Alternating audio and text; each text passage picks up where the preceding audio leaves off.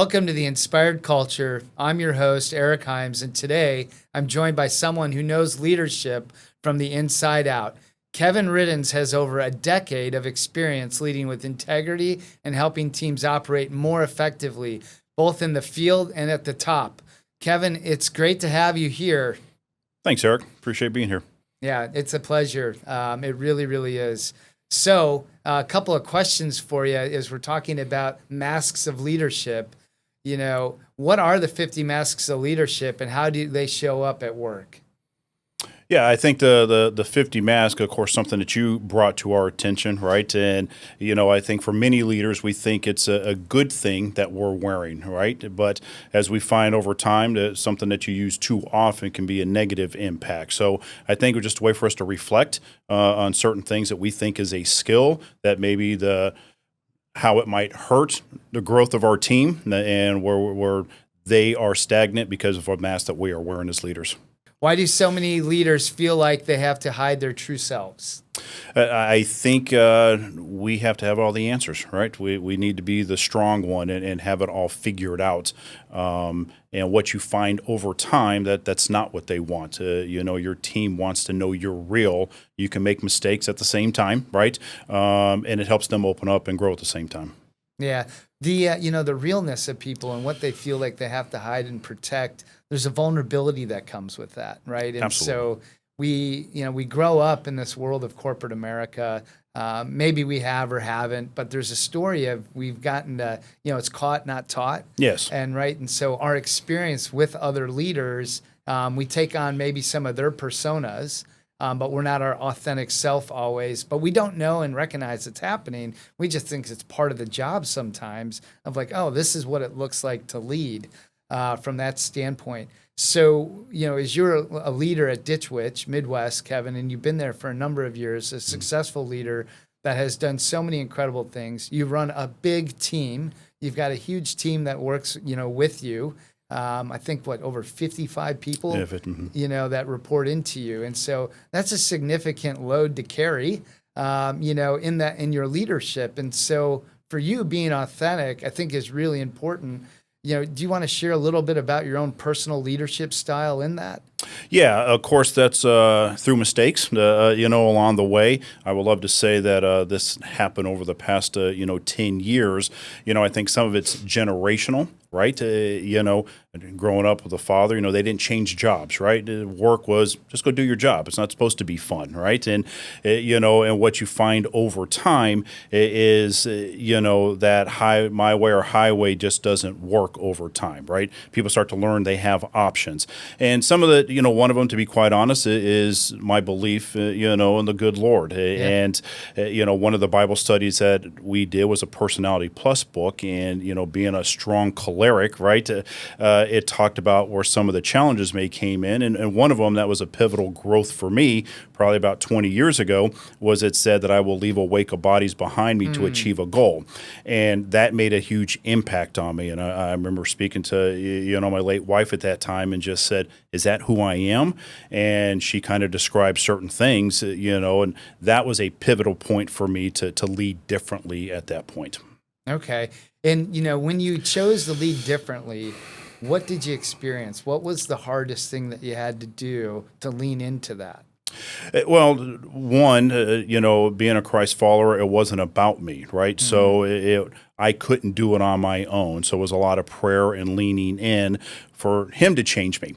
And, it softened my heart along the way. And the biggest growth that it wasn't what we did, okay? Mm-hmm. What we do isn't what we do. And, one of the life lessons I got from my father when he said, if you can manage people, you can do any job in the world, right? And I think that was a pivotal point once I learned that. What we sell, what we do isn't what we do is about growing people. And that's the impact that's going to be everlasting. Yeah, that investment in people is so important. 100%. And it's life-giving, right? It's life-giving to yourself, but it's giving to others too. And allowing them to grow and be successful in their careers. Going through the 50 Masks workshop, and your team and having that inner reflection, and going through that, what did you experience? What was that like for you? It's I've done several things along my career, right? And you look at it, the way you approached it, and it kind of defined where it could hurt your subordinates, where you hurt as a leadership team, what the effects it can have on your company, and you take a step back and look, okay, we should never stop growing. And I think that's the big thing is if we go into this, the 50 mask, okay, where else can I improve as a leader? And that was one of the biggest takeaways is, okay, how can I continue to improve? Plus, as you said, I have 50 other people that I work with. I have 10 other managers. If they're watching me grow and I'm leaning into it, they're going to grow just through attrition. They're going to lean into it. Once I say I don't have it, they're going to figure out, oh, I don't have it either. Yeah, absolutely. With so leaning into it, what's required? Like, what's really required of yourself to get into that, to lean into this growth? Transparency. Okay, to look at yourself introspectively, and I think to be surrounded by other strong leaders that can kind of, hey, do you see this in me? Hey, can you give me examples? And be humble about it at the same time. No, that's good. The humility aspect, I think, is everything. How do you become humble? What is, like, because I think it's $1 million question. Yeah. Everybody, the word's used a lot, Yeah, and I've known you for a while. Yeah. You are a very humble guy. Like, how do you become humble? Because I think the world says prideful's better. Sure. And I think a lot of us go through that, right? And I think, unfortunately, we learn the hard way. To be in the Word, to understand that, we don't have it figured out. And I think over time you make enough mistakes, you learn, I don't have this figured out. And you look to, the good Lord to guide you at the same time. And look, I'm blessed also to work for a Christian-owned company, right? Mark very well, and the fact that we pray and stuff along that line, I think that helps keep you grounded to what's important. Yeah. So true, Kevin. Yeah. The humility part is tied to God. I believe that too to be true. Like, without God in my life, it's really hard to be humble. Yeah, I can look back at my life and where the biggest mistakes and falls is because I try to do it on my own. Yeah. Yeah, we all. It's the hardest person to lead is ourselves, right? Yeah, absolutely. And so having God take that on for us is a huge help. Sure. In helping us grow from that standpoint. So tell me about your team a little bit. Yeah. So you've got all these leaders that you're working with, and they've been on this growth journey with you for the last 16, 17 months. Yeah. Ditch Witch Midwest, you guys had said, hey, we're going to go and we're going to grow and invest in our culture. Part of that was doing the 50 Masks workshop, and so on. What has it been like for the team culturally to take and invest into this from an individual standpoint? Growing is not easy. It's hard. It's one of the hardest things that we're going to ever do. And it's a constant thing, right? We never arrive. And so just really from your perspective in leading this team of change, like what has it been like? What does it feel like? I'd love to know about that. Yeah, I think before I answer that, I probably have to step back to how we got where we are today, right? And, I was at a conference 4 or 5 years ago, and the lady leading it asked, what's your culture? And I remember sitting there, and I'm like, what's our culture? Now, I'm a leader of one of the leaders, and I know what the company means to me, what's our culture. And before I could finish that thought process, she goes, if you don't know your culture, you're not a high-performing culture. So over that time, we had to progress that, hey, what is our culture as a company? What do they believe in when they walk in? What are they fighting for? And that's where we found you, okay? And you were able to come in. So we knew as leaders, if we didn't have the other managers involved, we were just not going to transform our organization. We just weren't, okay?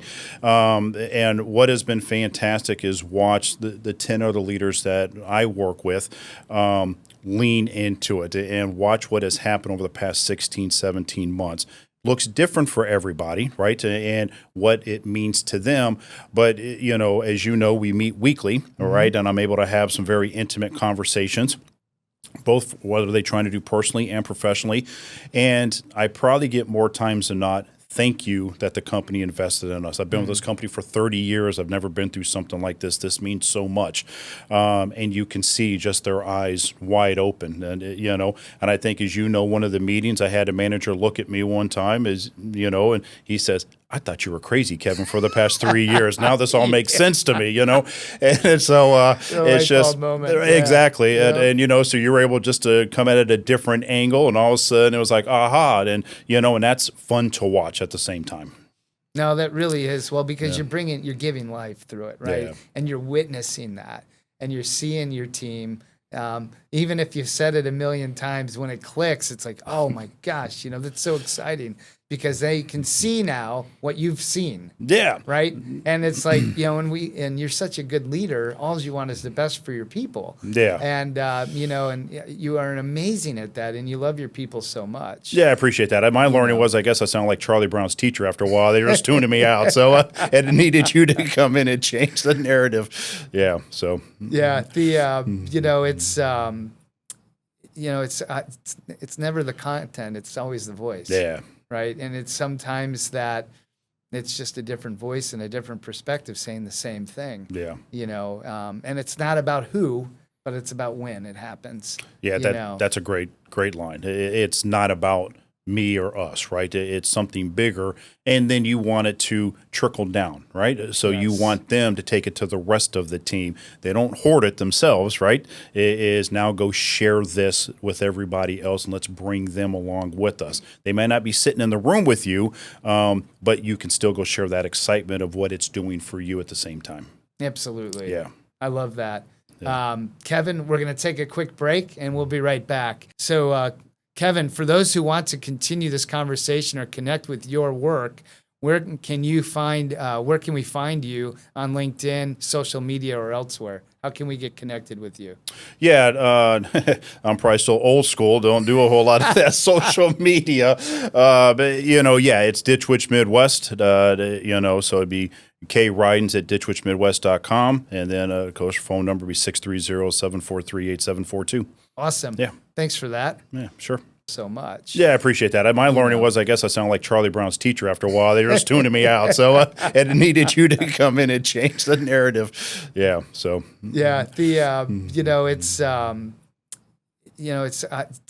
never the content. It's always the voice. Yeah. Right. And it's sometimes that it's just a different voice and a different perspective saying the same thing. Yeah. And it's not about who, but it's about when it happens. Yeah, that's a great line. It's not about me or us, right? It's something bigger, and then you want it to trickle down, right? So you want them to take it to the rest of the team. They don't hoard it themselves, right? It is now go share this with everybody else, and let's bring them along with us. They may not be sitting in the room with you, but you can still go share that excitement of what it's doing for you at the same time.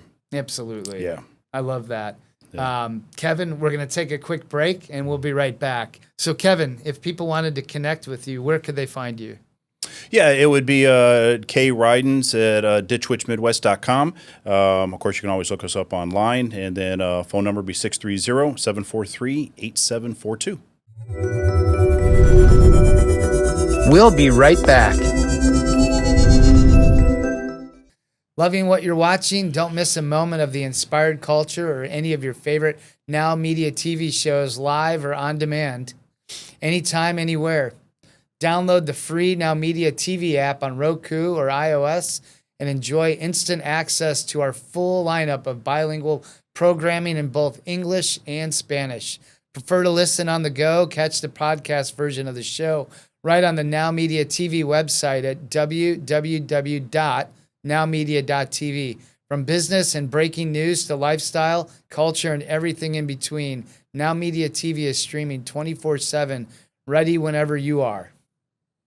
We're back with more on the inspired culture.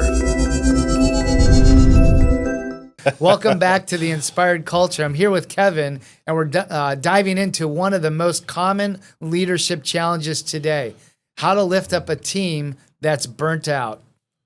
So, Kevin, from your perspective, burnout in the workplace, I think it's a name and it's a category that a lot of people could say I'm in or I'm not, But teams, when they're lifting heavy loads for a really long time and us all pursuing the vision, the mission, and the OKRs of the organization, it can bring challenge from time to time. And so how do you help teams not burn out? Yeah, that's a great question. I remember when I stepped into this role, several years ago, and I sat with one manager, and he shared a story that he was so tired by the end of the week that he told his wife, "Don't plan anything on Friday night because I'm going straight to bed." And I remember we had to stop and analyze that. Okay, why are we that way? That's not a good, you can't keep going that way, right? And I think a line you said one time, you can't give what you don't have, right? Yes. And I think that's a good foundational tool.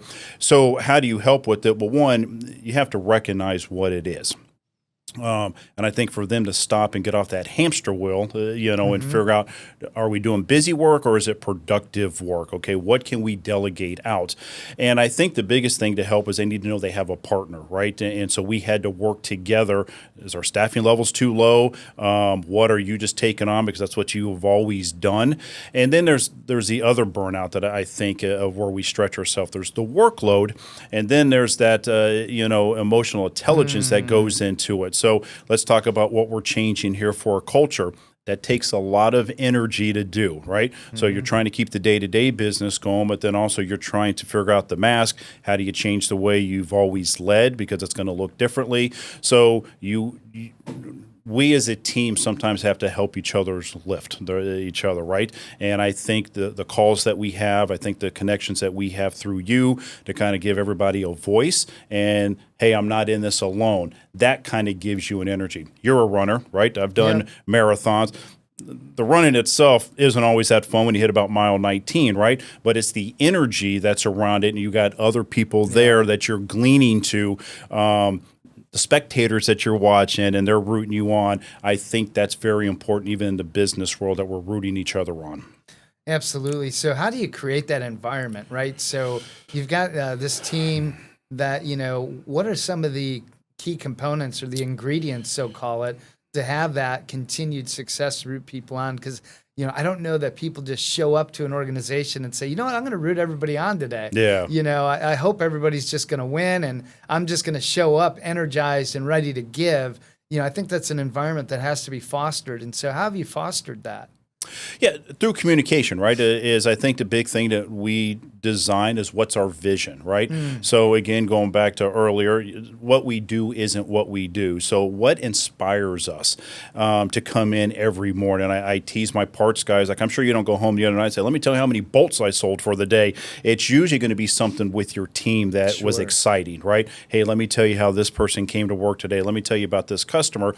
So you're finding those. The other thing is having 5 locations throughout the Midwest is your outlying locations need to know they're pulled into things, right? Sometimes they feel like they're out on an island. And I think as leaders, it's important that we show up, okay? Traveling, talking to them on a regular basis, pulling them into certain, things that we may only do in our main location in West Chicago, and to know, hey, you're not forgotten about, you're part of this, and challenging them a little bit more, maybe outside of what they're used to doing. Certainly.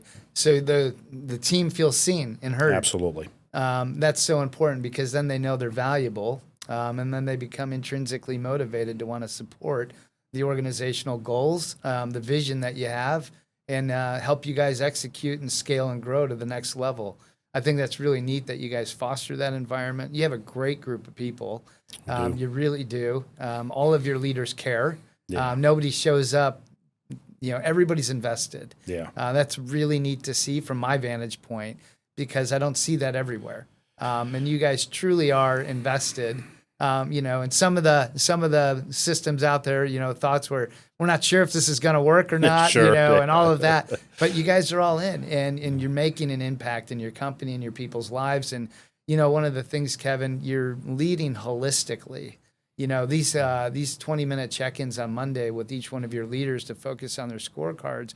It's personal and professional growth, right? And so we don't always have positions to offer, but we do have energy and encouragement to be provided as leaders to give, and that's something that you're giving your people to grow. Have you seen any stories that come up for you? I know we're talking about burnout, but you don't have the burnout. You're pulling people out of that. You've got a space where burnout really isn't taking place. So is there a story that was inspiring to you that you've seen one of your team leaders step up and lean into? Yeah, there could be burnout. They may not see it, right? Sure. And that's something to identify.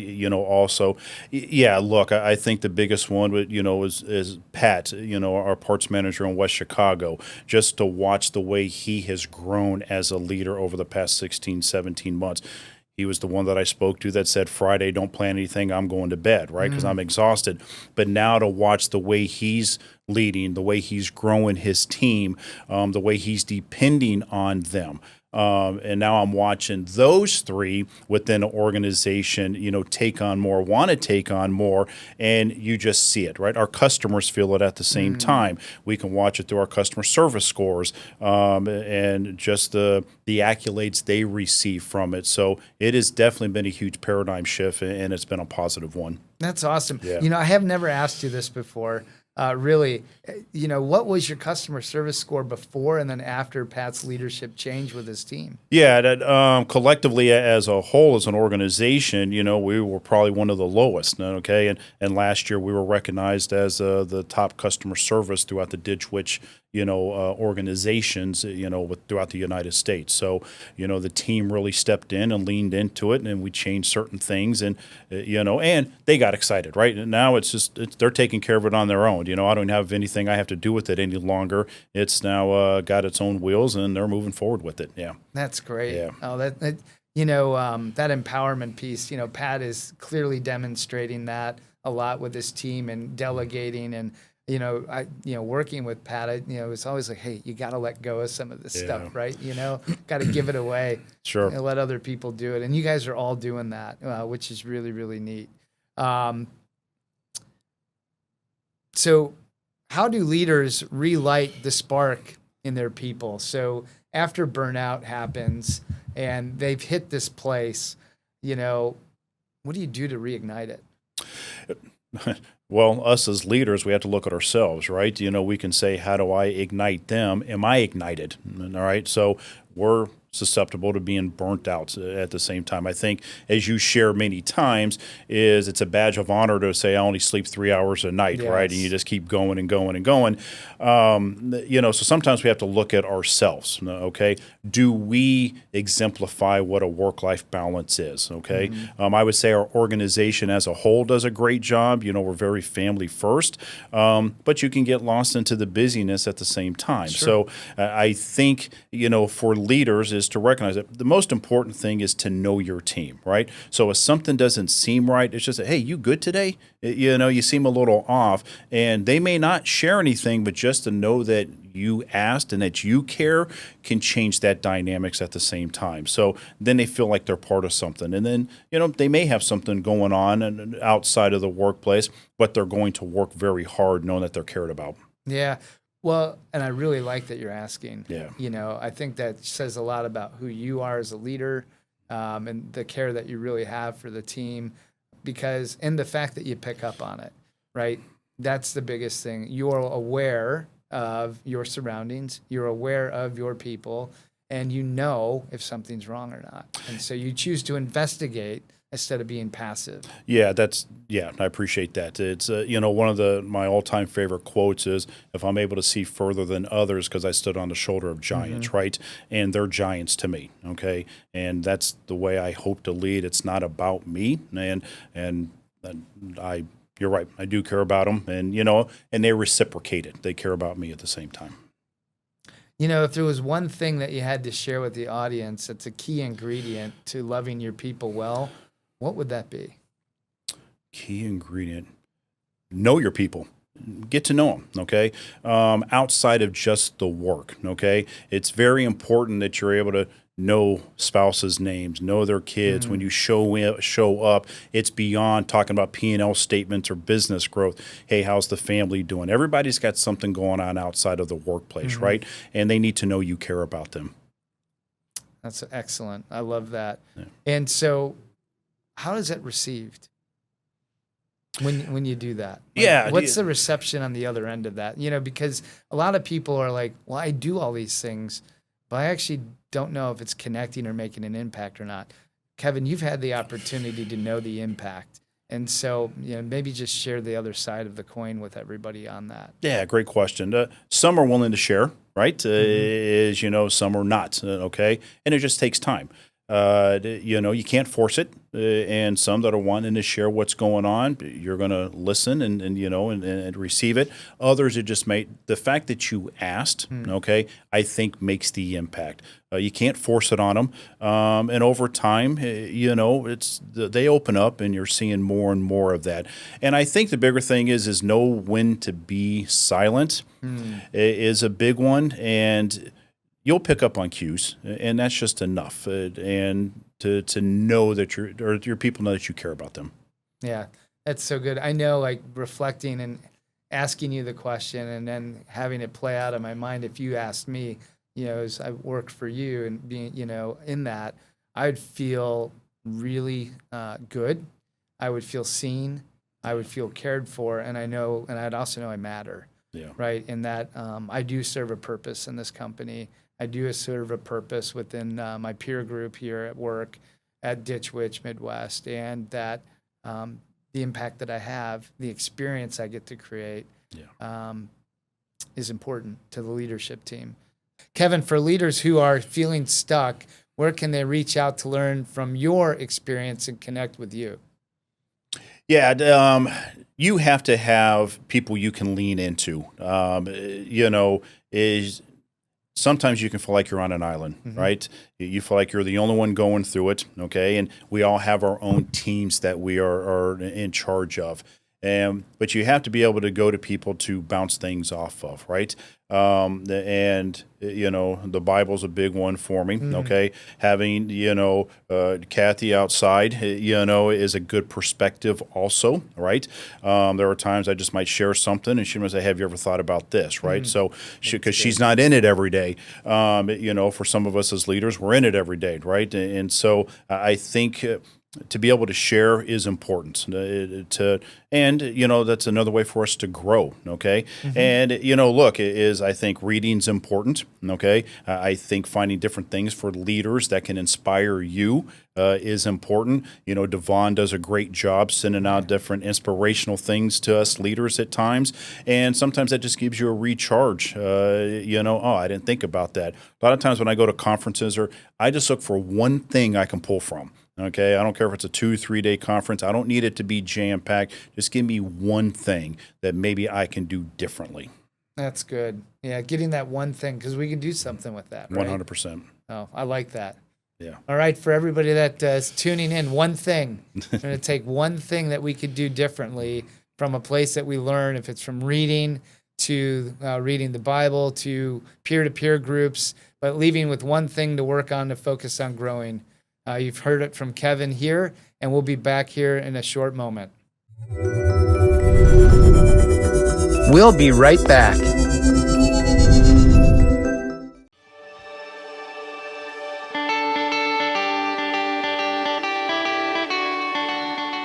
I'm running the London Marathon to support something bigger than myself, bringing clean water to kids in Africa through Team World Vision. The kids have to walk 6 kilometers to get water to bring back to their families. Unfortunately, that water is infected with various bacteria that actually take the lives of these children over time. There's over 800 kids that die per day in Africa due to the fact that there's a clean water shortage. So I'm choosing to run the London Marathon to help raise awareness and support so these kids can have the clean water that they need so they can live a life that they deserve. And so for every mile I run brings us closer to my goal of $25,000 to change lives. Every $50 raised creates clean water for life for one child. So every donation brings clean water to those who need it most. Run with me, give with me. Together we can turn miles into miracles.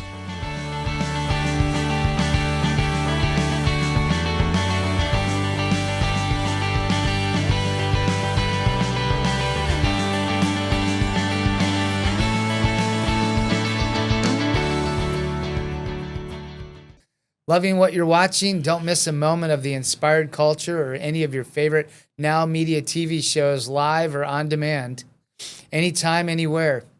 Download the free Now Media TV app on Roku or iOS and enjoy instant access to our full lineup of bilingual programming in both English and Spanish. Prefer to listen on the go? Catch the podcast version of the show right on the Now Media TV website at www.nowmedia.tv. From business and breaking news to lifestyle, culture, and everything in between, Now Media TV is streaming 24/7, ready whenever you are. We're back with more on the inspired culture. All right, we're back on the inspired culture with Kevin Riddens. In this segment, we're exploring what it means to lead without losing who you are. Kevin, welcome back. Thank you. We have a couple questions, and this is a favorite topic of mine. You seem to be beaming right now. Yeah, leading without losing who you are. I think it's so hard in a culture and a world we live in today because there's so many people that tell you who you need to be. Yeah.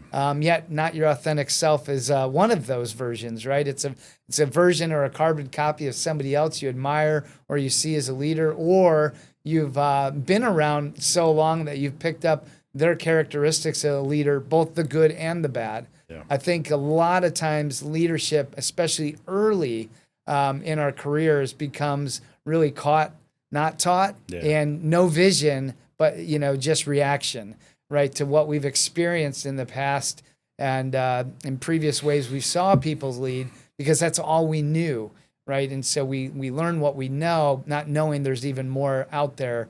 And so I love taking a proactive approach to leadership.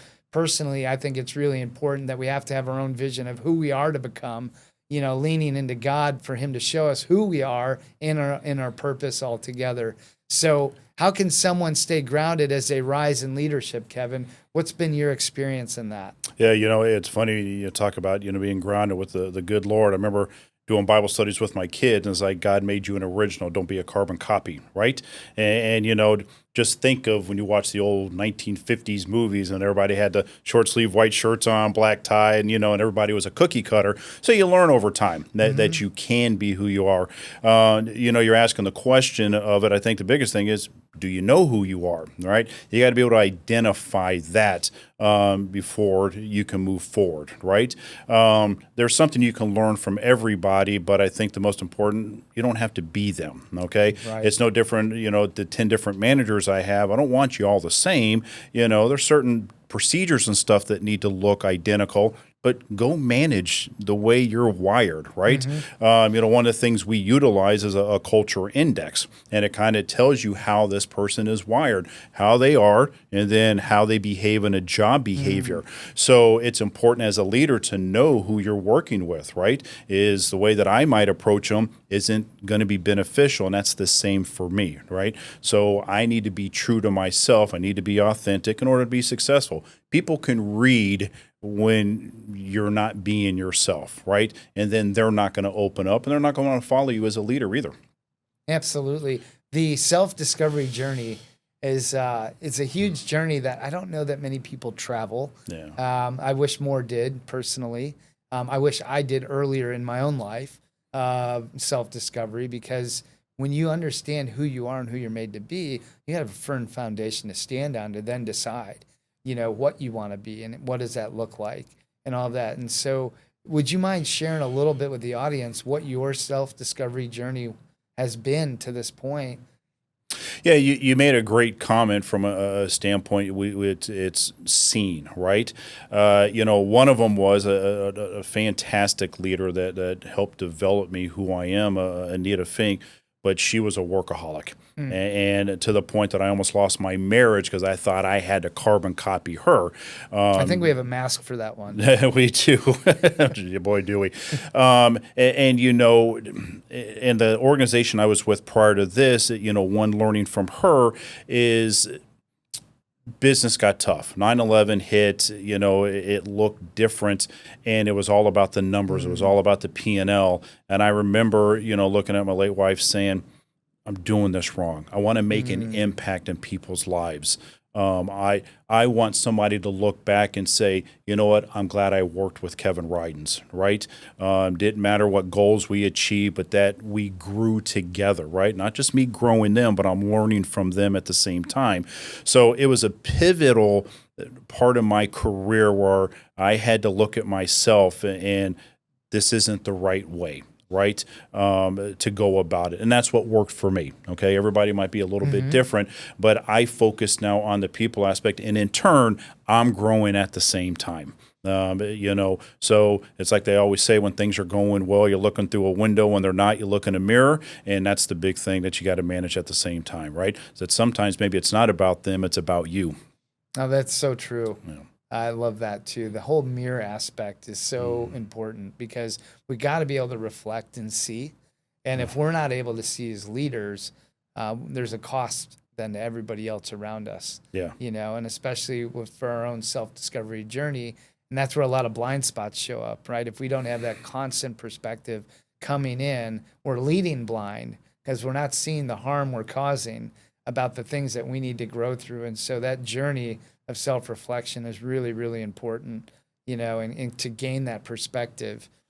Yeah, to kind of carry on that a little bit more, I think another one is, look, we work a lot of hours, right? Most of our waking hours are at work. And I remember my wife was like, I'm not one of your employees, right? Because you didn't know when to shut it off, right? And I think that was another thing that I had to learn is, raising kids. I don't care what you do for a living. They want dad when you get home, right? So that was another discovery I had to learn along the way is, who am I truly? And that's what they always say. Your character is behind the closed doors, right? So I want to be the man of God. It's what I want people to remember me by. So I don't want to hide and only do that at home. I want to be able to carry that to work also. That's good, Kevin. Yeah. That's really admirable. And, I honor you for that because I think that is it, right? That is. So that's really, really neat. So why do you think people compromise some of their values in leadership roles? When we see it all the time. We see it in politics, we see it everywhere. You start out one way and you end up somewhere else. And so you gave away part of who you are along the way. Why do you think that happens? I think you need to question your own integrity at that point, right? That's one of the aspects. I think the other is you're trying to be a people pleaser, and yes, there's a mask for that one too. So you think you're giving them what they want to hear, okay? As opposed to we always say maybe what they need to hear. So I think the bigger thing is just that integrity, okay? Right or wrong, you stand on a foundation, and and you believe in it, and you're convicted by it. Everything else is going to fall into place at that point. No, well said. Yeah, the integrity piece is important.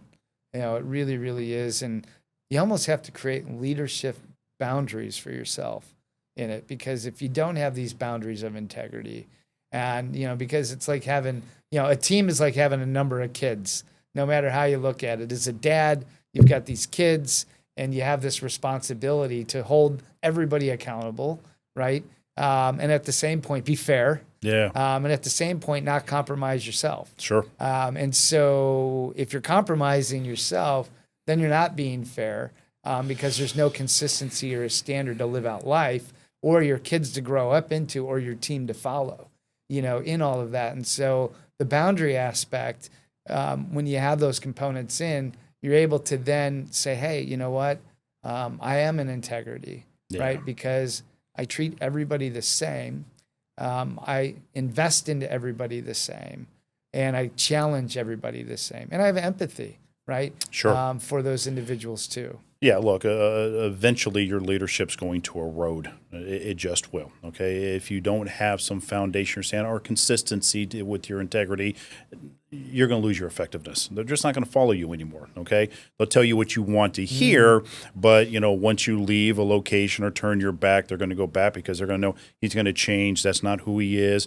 So eventually there's going to be a bigger ramification than anything. Yeah. So with that, it sounds like when you erode your leadership style and you lose your integrity, you lose trust. 100%. And realistically, from my experience anyways, trust is everything. Yeah. I had a pastor one time that says you're building a lifetime to create a name, but it takes 1 second to ruin that name. just from a mistake, right? And people make mistakes, but we also know right and wrong and what we have to do. So when you jeopardize that, you can lose everything. Yeah, absolutely. The mistakes are costly, and it depends when it happens, what you do with it. You either could blame it or own it. Yeah. Ownership requires a lot of work, but it's the only way to restore the relationship or the relationship with the team, the organization. You have to invest, be consistent, show up, do the hard yard, so call it, Yeah.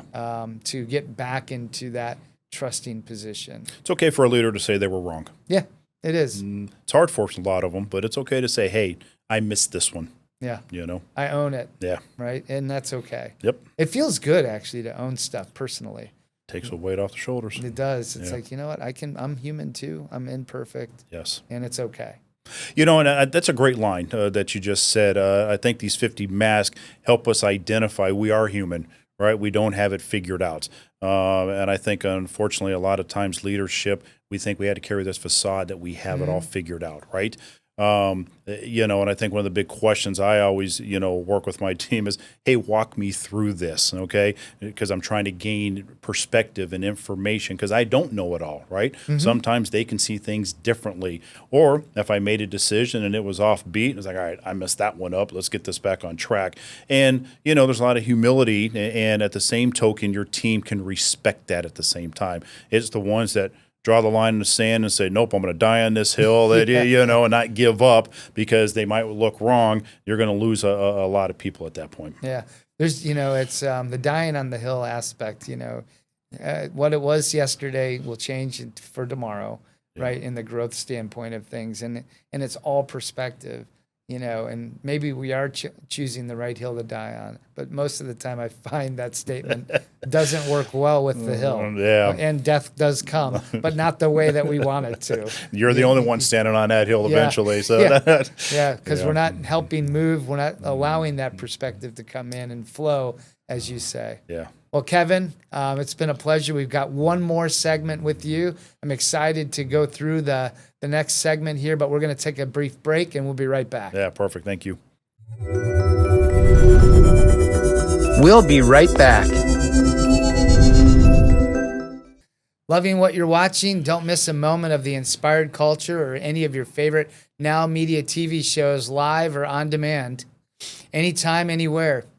Download the free Now Media TV app on Roku or iOS and enjoy instant access to our full lineup of bilingual programming in both English and Spanish. Prefer to listen on the go? Catch the podcast version of the show right on the Now Media TV website at www.nowmedia.tv. From business and breaking news to lifestyle, culture, and everything in between, Now Media TV is streaming 24/7, ready whenever you are. We're back with more on the inspired culture. This final segment on the inspired culture gets real about something many don't talk about: how isolating leadership can feel. Why is leadership so isolating, even when you're surrounded by people? I think it's a badge of honor for some. I think I've got this.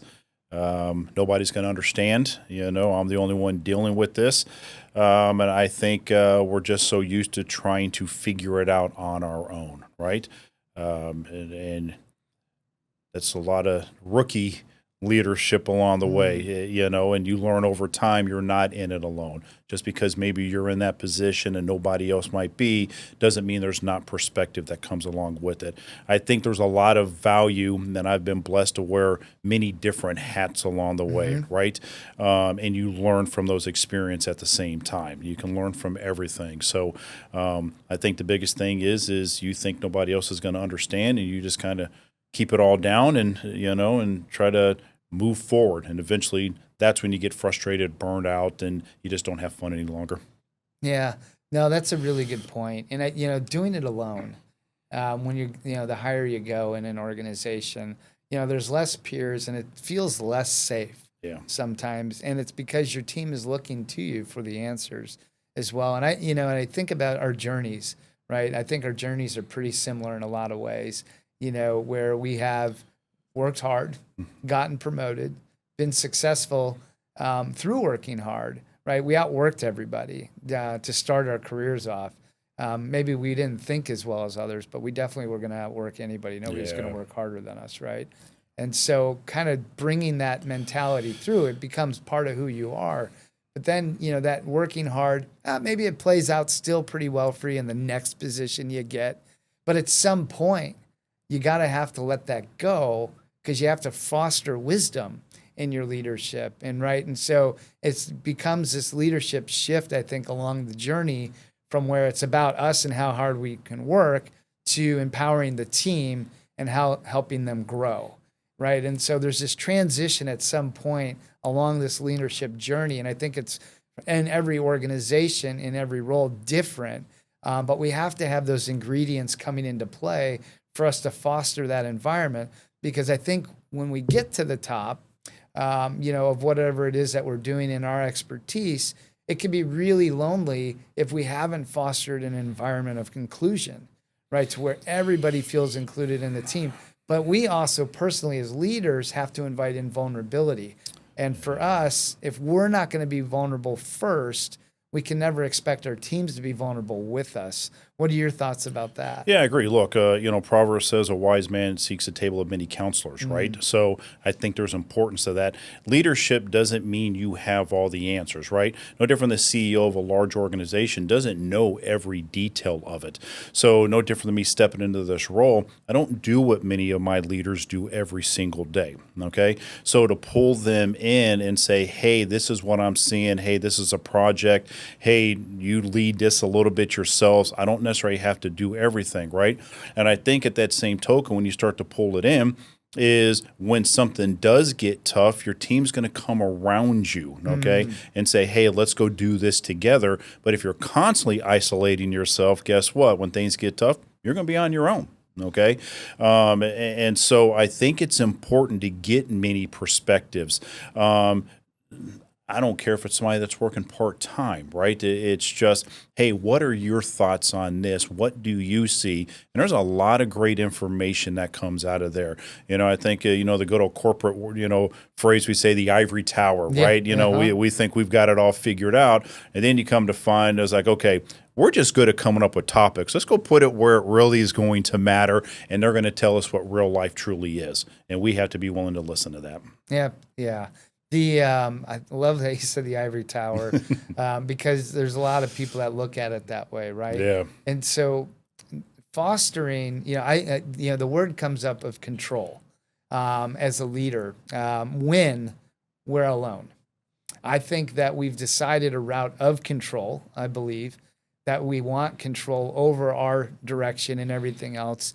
And so if we find ourselves at the top by ourselves because we chose control over empowering and giving to others, and inviting them in, right? Because we will be by ourselves because our nature of how we think, what we believe, and what's required of us is only us to get those outcomes.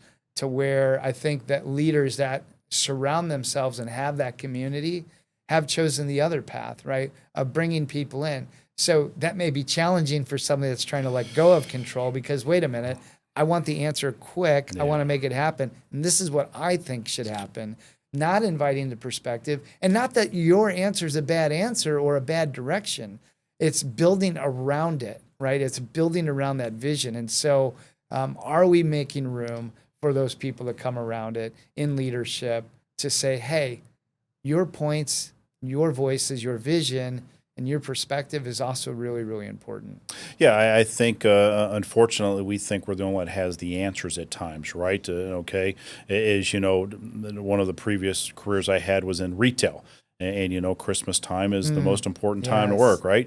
And, and I remember one Christmas. It's the most important time of the year. It really is, absolutely.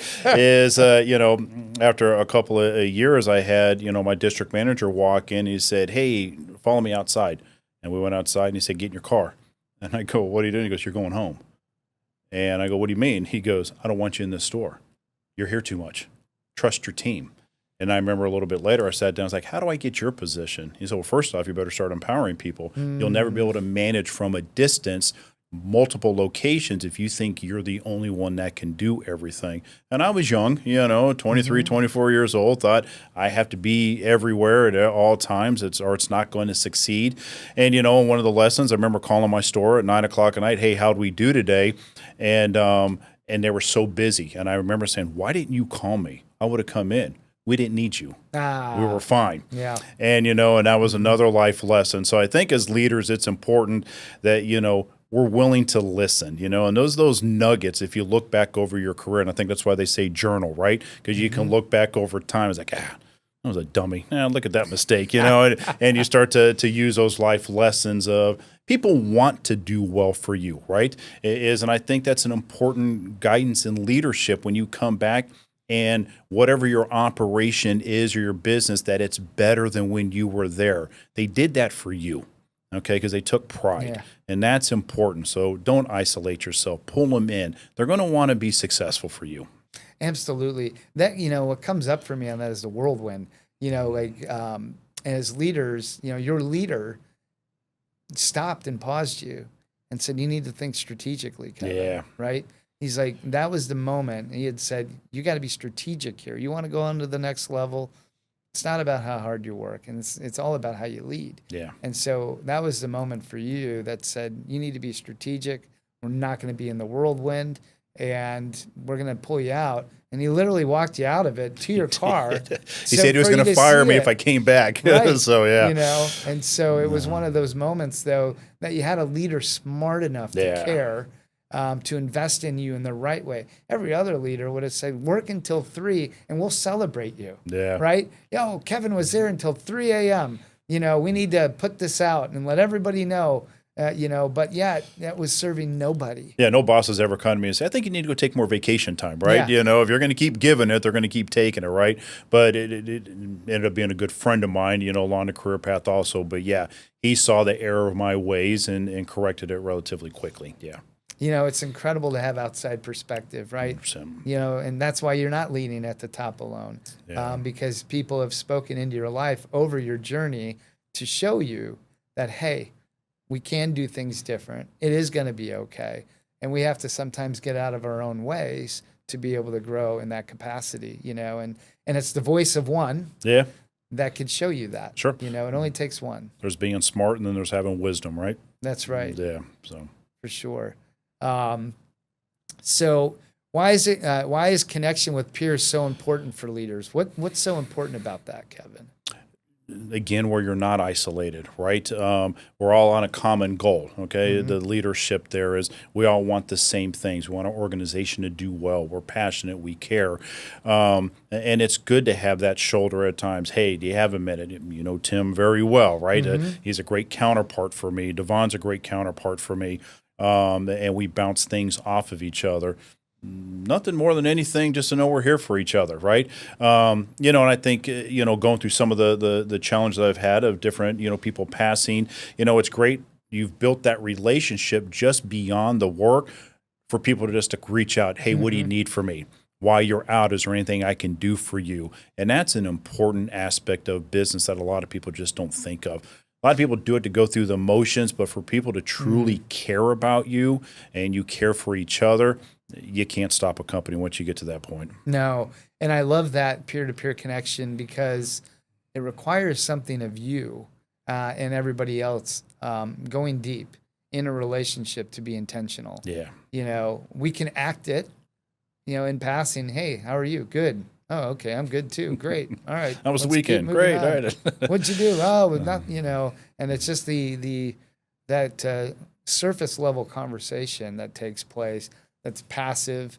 That's like, I really don't care. That's what that tells me when you approach it that way, and people do. I think that, investing deep, like you're talking about, into those conversations, having that shoulder, That's the game changer. I think another thing that's important that gets missed is doing things outside of the four walls of a business, right? Such as me leaving here and going up to one of our branches, and I'm going golfing with some of the people up there just to get outside. And it's amazing what you gain from that too, right? Is people, the guards are down, you just get to have those conversations. So I think that's an aspect that has been missed along the way. That people don't want to give up their time, and we kind of have that challenge for our leadership once a quarter. Once a quarter, go out to dinner, whatever. Company will pay for it because we see the value in it at the same time, because it's just going to pay back just so many folds at that point, and people know you care about them. Absolutely. The thing, kind of like you saying that, I love it. Team building. That's what the corporations say. We're going to go team building. Now, team building can have a lot of different looks to it, and we're going to be engaged and we're going to be together.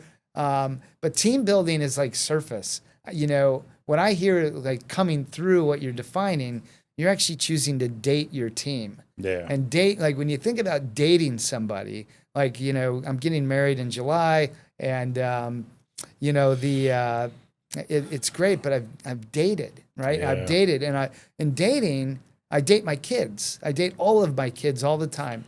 I take them out because why? I mean, they've lived with me for a really long time. I still want to know what's going on. Sure. I want to be in a depth relationship with them, not surface level. I want them, and they do, come and tell me everything. Yeah. Things I probably shouldn't know as a dad, I know. But it's because I was intentional and I've been dating my kids for a really long time. I think it's the same that's true in business. Now, HR leaders would say you can't use, and we don't foster dating environments in organizations. But the reality is, for us to get to know our people, we need to date them. Well, change the term. Say it's an investment. And that's what you're doing. You're investing, right? Yes. As you know, Kathy and I, who are dating, the first few dates, she printed out a list of questions, anywhere from funny questions to serious questions.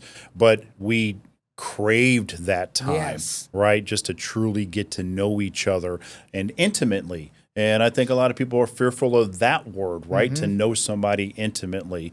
But I think it's very important. Yeah, the investment's everything. Yeah. Right. And if we're, in the dating, and the reason why I love the word date is because it requires two people to show up. Yeah. Right. We as leaders can invest one direction, right? But if the other's not investing back, that's it. So this dating experience that you're creating in golf, and all the other things that your company does is really neat, because you are choosing to learn and your people are choosing to learn, right? And so it's a mutual relationship that's fostering an incredible culture for your company at Ditch Witch Midwest.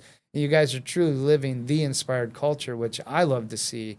And I love it for all of you. And I love it for you as a leader. I love it for Mark, as the leader of the organization, and everybody that's participating in it, because there's been so many wins over a short period of time for your company and for your people, and the best is yet to come. Yeah. You guys are on a projection and a trajectory that's going to take you guys much, much further than where you're at today. And the journey's already been great. Yeah. And there's much more to go. Yeah. So with that, so it's really neat. Kevin, it's been a pleasure to have you here today. I've really enjoyed our conversation, our friendship. I'm grateful for you and having you in my life as an individual, as a great leader in all that you do. And really, really appreciate the opportunity to have you here today on the Inspired Culture. Yeah, I'm honored. Thank you very much. Eric, you've brought a lot to my life over these past 16, 17 months, perspectives that I never saw. And, I thank the good Lord and pray for that we continue this. It's been a great journey together. Yeah, I've enjoyed it too. It's just as enjoyable for me as well. Yeah. And so grateful for the friendship, the partnership, all of it. Yeah, absolutely. Today we learned that leadership isn't just about driving results. It's about staying real, staying connected, and staying human. Whether you're leading a global company or a small team, you're not alone. The culture you build starts with the courage you show. I'm Eric Himes, and this has been the Inspired Culture. Thanks for joining us. Stay inspired, stay true, and keep building something that lasts.